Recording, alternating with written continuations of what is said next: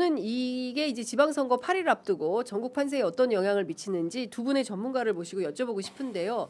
자, 일단 김봉신 대표께 여쭙겠습니다. 자, 지방선거 8일 남았습니다. 전국 판세 누구에게 유리합니까?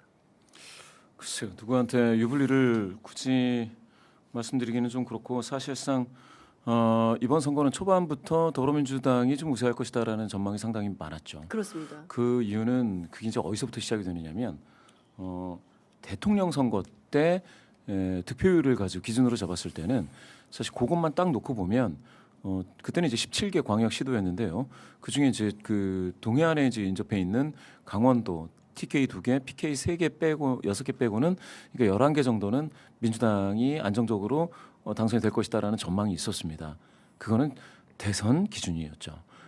그리고 나서는 그 다음에 그 국민의힘이 그러면 이 6개를 기반으로 해서 더 격전지라고 흔히 얘기했던 충청이라든지 수도권에서 더 할 수 있느냐 없느냐 뭐 이런 얘기였었는데 네.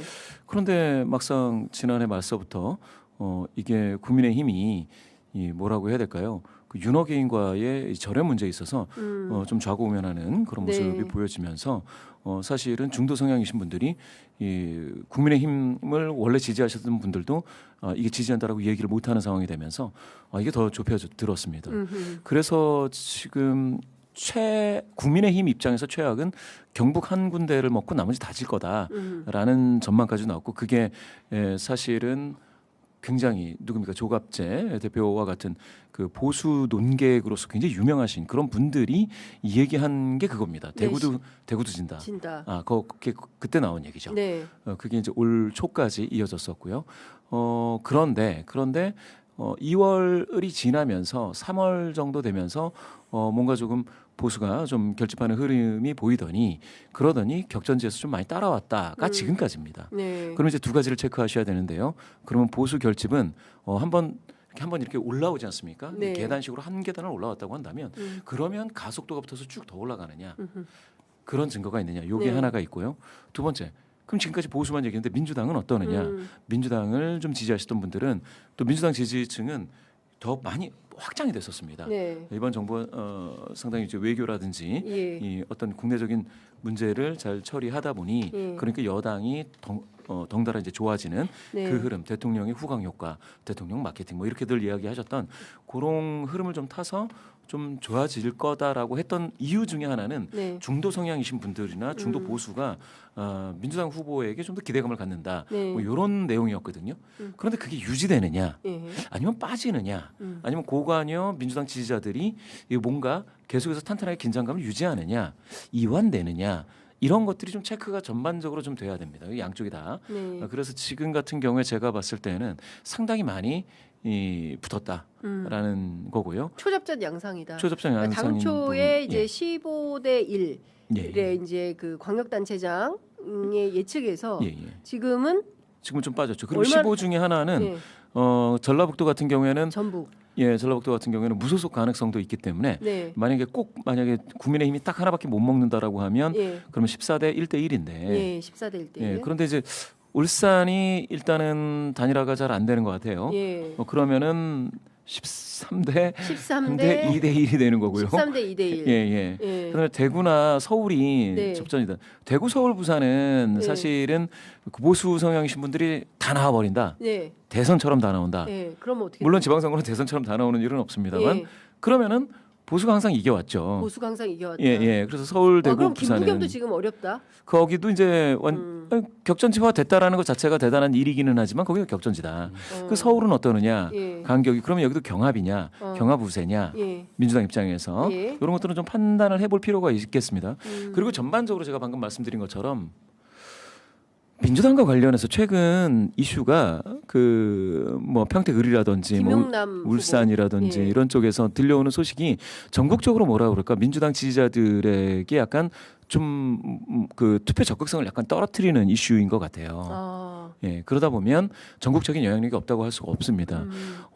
잘 아시겠지만 네. 예전에 총선이라든지 지방선거에서 막판 깜깜이 기간 동안 굉장히 그 유력한 인사의 말 한마디로 휘청하면서 격전지가 뭐 엎어졌다, 그렇죠. 뭐 몇 석이 날아갔다, 들어왔다, 날아갔다, 어디가 결집됐다 음. 이런 얘기가 있었습니다. 네. 지금 제가 볼 때 최근 민주당 관련해서 훈훈한 소식이 있었는지 한번 살펴보셔야 돼요.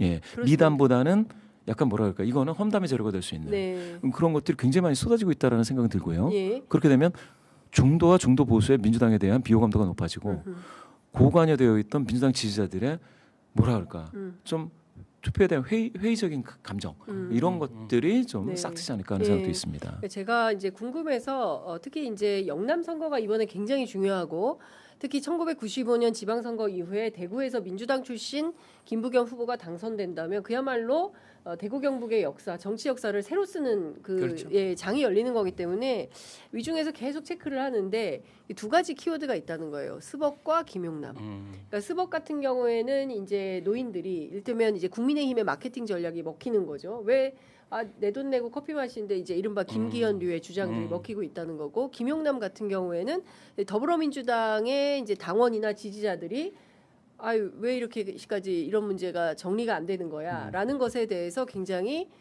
좀 불편한 감정을 갖고 있다. 그래서 부산에 이제 제가 뭐 누구라고 말씀드리면 또 이제 선거 상황이기 때문에 이제 말씀 못 드리겠지만 중앙발 이런 중앙당에서 정리해줘야 되는 사안들이 정리가 안 됨으로 인해서 이게 영남 선거까지 큰 영향을 미치고 있다. 이런 분석을 하고 있습니다. 그러니까 뭐 대구는 그 두 가지에 포함시켜서 지금 엊그제 등장했던 이제 박근혜 예. 이슈도 상당히 그렇습니다. 크죠. 예.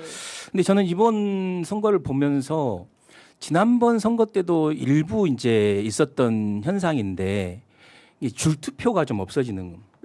이게 그렇죠. 과거에는 이제 중앙 중심의 선거였잖아요. 네. 이게 중앙에서 이슈를 만들고 그것이 전 지역에 퍼지는 이거였는데 지금은 약간 이제 그런 디커플링이라고 이제 얘기하고 네. 탈중앙화 네. 이렇게 얘기하는데 지방선거의 이런 탈중앙화가 상당히 이제 현실화됐자. 이게 예를 들면 그런 옛날에 이제 정원호 후보가 성동구청장을 당선됐을 때 성동구에서 오세훈이 엄청 송영길을 이겼거든요. 네네. 근데도 불구하고 성동에서는 정원호가 이겼어요. 네. 그러니까 이게 약간 이제 이게 시장과 디커플링. 구청 디커플링이 예, 되는 예, 거죠. 예, 예, 예. 지금 전체적으로 약간 그런 것 같아요. 어. 이제 큰 중앙 이슈가. 그러니까 그런데 일종의 인물론이 좀 앞서는 지역도 그렇죠. 있고. 근데 여전히 정청래 지도부는 음. 이제 과거의 이 프레임에 사로잡혀 있는 거죠. 그러니까 이제 중앙 중심의 선거를 하겠다라는 약간 그런 게 좀 있어요. 네네. 오히려 이제 장동영 인기가 없으면서 아하. 오히려 이제 국민의힘은 네. 개별 선거가 됐잖아요. 예, 그렇죠. 그리고 이제 예를 들면 박근혜가 들어갈 틈이 생긴 거고 그렇죠. 이명박이 들어갈 틈이 생긴 거고 네. 훨씬 더 이제 그 지역에 맞는 커스터마이징이 되는 거죠.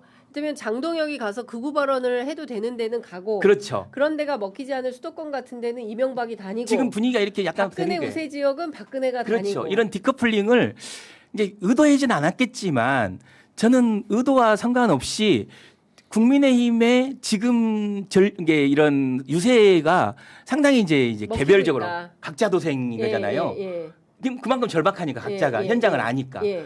근데 그런 반면에 이 민주당의 유세 전략은 상당히 중앙 중심, 당대표 중심으로 짜다 예. 보니까 예, 예. 상당히 개별 지역에서의 이런 커스터마이징이 음. 조금 좀 부족한 게 아닌가라는 그런 거. 그리고 이제 각 당이 지금 특히 민주당은 당대표 선거가 임박해 있잖아요. 그렇습니다. 이게 당대표 선거가 임박해 있다 보니까 의도하지 않았든 의도했든 상관없이 이 부분을 이제 당대표 선거로 환원시켜서 이제 향후에 있을 미래 선거에 환원시켜서 서로 이야기되는 게 있다는 거죠.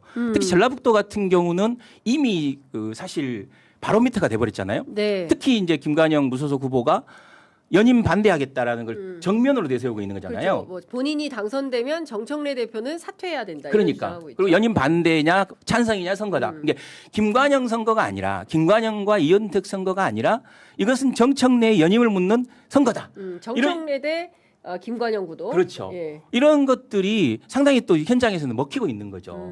당 대표 선거를 앞두고 있다 보니까 네네. 뭐 그런 것도 있고 예. 또 마지막으로는 약간 미디어 환경이 완전히 바뀐 것 같아요. 이 속도가. 그렇습니다. 그러니까 이제 과거에도 그랬지만 아주 작은 현장에서 이슈가 바로바로 이렇게 얘기되잖아요. 그렇습니다. 얼마 전에 좀 광양에서 있었던 얼차려 이게 바로 그날 저녁에 막 다 퍼진 거잖아요. 그렇죠. 예. 근데 그거 진짜 충격적이고 민주당답지 그렇죠. 않아요. 특히나 예. 전남 전남 광주에서 방향에서 어떻게 그런 일이 있습니까? 그런 일이 있을 수가 없죠. 얼차려라니. 물론 이제 그게 뭐 지지자라고 했지만 그 직책을 갖고 있는 분이잖아요. 그렇죠. 상대위에. 상당히 그런 사람이 중요한 마이크를 직책을 갖고 잡고 후보자들을 상대로 그게 뭡니까? 그리고 현장에서 어찌됐든 그래도 민영배 후보가 시장 후보가 정리를- 상당히 정리를 잘했더라고요. 잘했어요. 예, 상당히. 민영배 후보가 만약 그걸 정리까지 가만히 했어요. 있었으면 예. 민영배 후보까지 불똥에 튈 뻔했어요.